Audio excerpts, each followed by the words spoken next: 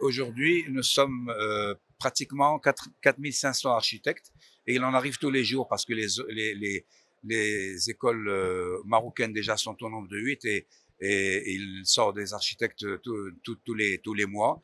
Donc nous délivrons énormément d'autorisations. Donc le nombre d'architectes se multiplie rapidement.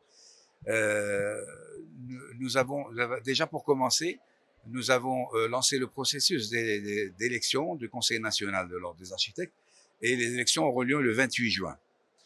Notre nouveau bureau, nouveau bureau du Conseil de l'Ordre des architectes. Donc notre mandat à nous se termine dans 2 mois et il est de règle que le Conseil qui a été élu fasse une assemblée générale pour donner le bilan de ses réalisations pendant son mandat. Et c'est ce que nous aujourd'hui, c'est pour cela que nous sommes réunis aujourd'hui pour donner donc le bilan de nos activités pendant les 3 années. Ce bilan, je vais commencer par déjà par vous parler de ceux dont nous sommes très fiers. C'est notre participation active au mouvement bénévole et citoyen qu'ont eu les architectes dans le recensement qui a suivi le malheureux séisme de la région de Haouz. Nous étions pratiquement 500 architectes et nous avons passé pour certains 2-3 jours, pour d'autres plus de 2 semaines dans le Haouz avec les autorités et au sein de toutes les commissions qui ont fait le recensement de Haouz. Tout à fait, ce travail a été bénévole. Les architectes se sont précipités pour venir assister et assister les autorités dans le recensement. Et donc maintenant, le nombre exact de maisons recensées, je pense que on a dû tourner.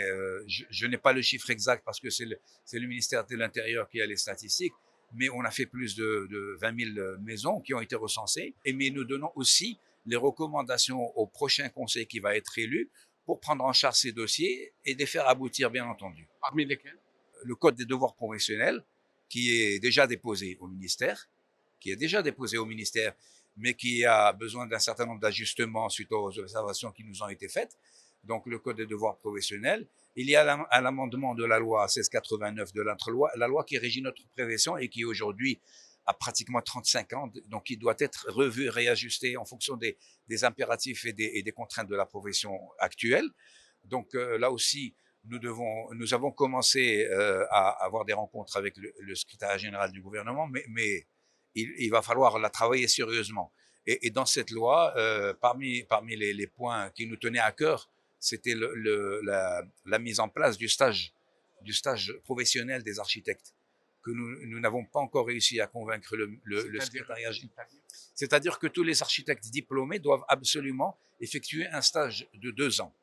Feu Hassan II, dans son discours, lorsqu'il avait rencontré les architectes, avait demandé 3 ans de stage. Il avait dit qu'il était impensable qu'un architecte, après un diplôme, soit directement responsable de construction, donc de la vie de gens. Et donc, il fallait qu'il effectue. Toutes les professions aujourd'hui, toutes les professions libérales ont un stage pour les diplômés.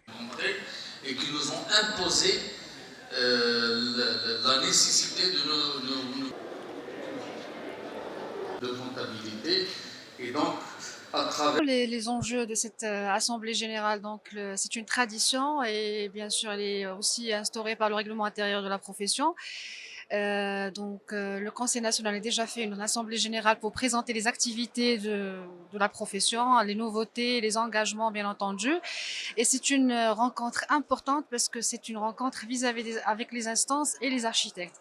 Il y a aussi les projets de loi. Donc il y a beaucoup de projets de loi qui sont soit des projets qui existent, des lois qui existent déjà qu'il va falloir peut-être revoir pour une meilleure application. Je parle un petit peu de tout ce qui est loi d'urbanisme. Il y a des projets qui se lancent pour tout ce qui est code de construction. Il va falloir peut-être un peu moderniser, un petit peu suivre la réalité.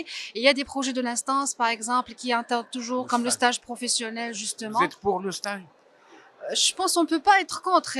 Avant la loi, il y a un discours de Sa Majesté le roi Hassan II, que Dieu l'ait en sa sainte miséricorde.